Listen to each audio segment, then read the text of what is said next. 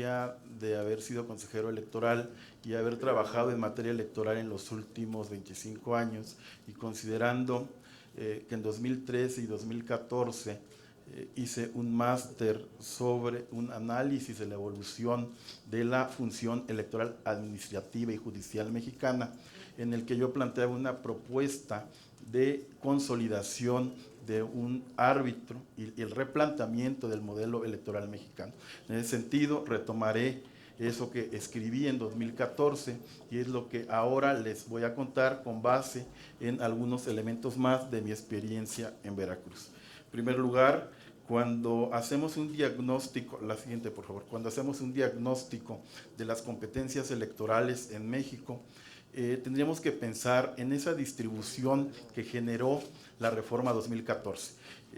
Podríamos ver en esa imagen que las elecciones federales, junto con las locales en las que el INE tiene competencia exclusiva, es la parte más grande de ambos círculos que pueden ver en la pantalla.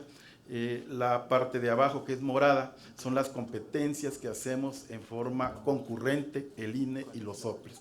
A la derecha son aquellas competencias que hacemos en los OPLES. Este diagnóstico, desde mi perspectiva de distribución de competencias, nos da una idea de lo que hacemos los OPLES, de lo competente que somos, pero también nos muestra la crisis que generó la reforma 2014. Esto es, generamos órganos electorales huecos respecto a competencias globales. La siguiente, por favor. Si eso lo traducimos porcentualmente, podríamos ver que en elecciones federales el INE hace el 100% de sus actividades. En las elecciones locales, los OPLES tenemos un 26% de actividades exclusivas, 32% de esas competencias más o menos las hacemos en forma concurrente con el INE y un 42% de competencias el INE es parte en forma exclusiva. La siguiente. Aquellos vicios que dieron origen a la reforma político-electoral de 2014 es un tema que sigue vigente en los OPLES. Podríamos decir más o menos para dónde vamos, pero la sujeción a poderes públicos locales y el estrés generado en ese diseño constitucional está ahí. La asfixia económica de los poderes ejecutivos a los OPLES es algo que hemos padecido en los últimos 4 años.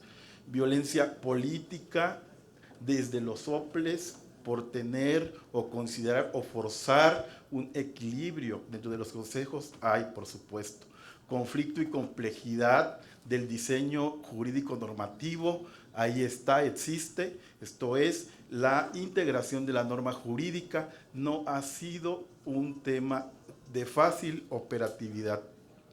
Estructuras deficientes para la estandarización, podríamos decir que cada OPLE tiene estructuras burocráticas muy diferentes. También, en gran medida, hay subcontratación de actividades principales que hacemos los OPLES, como puede ser el PREP, como puede ser el monitoreo a medios. Esto es, ha habido un desliz de parte de muchos órganos electorales locales de subcontratar, desde mi perspectiva, servicios y funciones electorales sustantivas.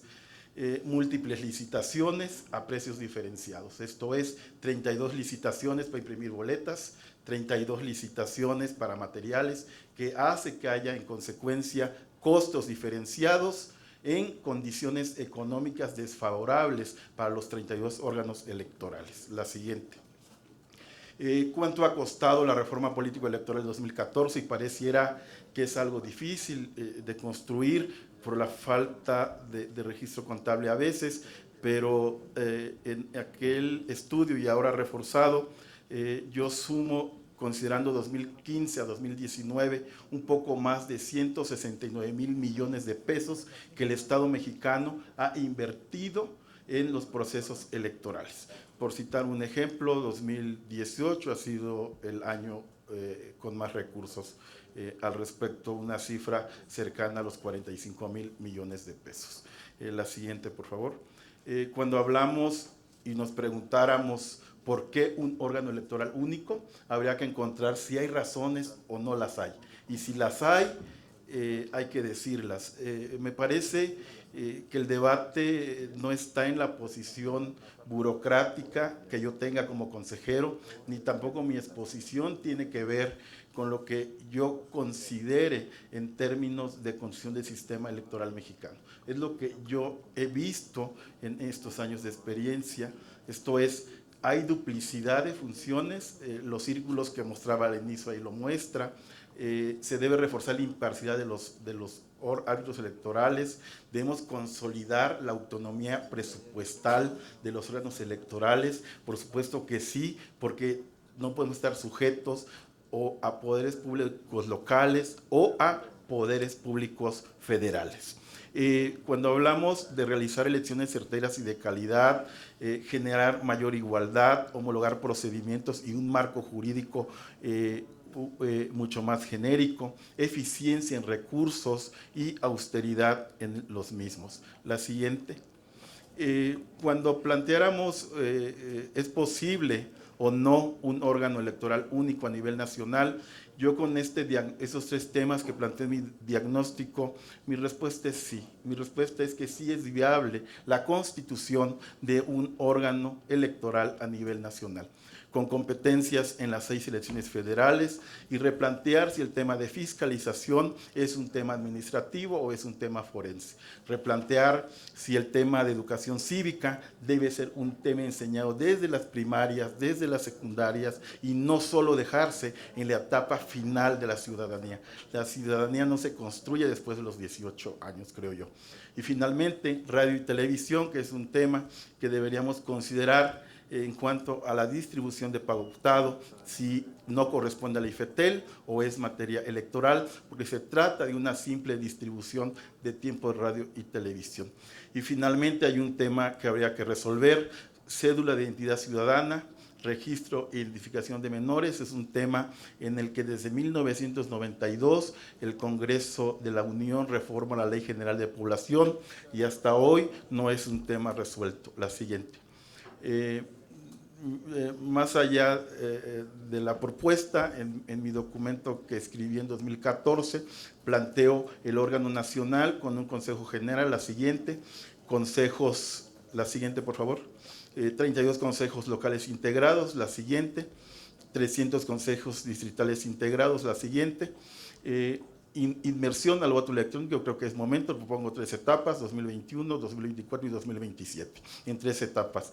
Y finalmente, creo la necesidad, la siguiente por favor, de que para que haya un árbitro electoral único hay que modificar también el sistema electoral mexicano. No es suficiente solo la instalación de un órgano nacional único. Habría que homologar distritos, realizar elecciones generales, ver el tiempo del proceso electoral, estandarizar el tema de la instalación o no de salas regionales para justicia electoral local. La siguiente, y modernizar, emitir leyes electorales únicas, administrar un solo presupuesto nacional.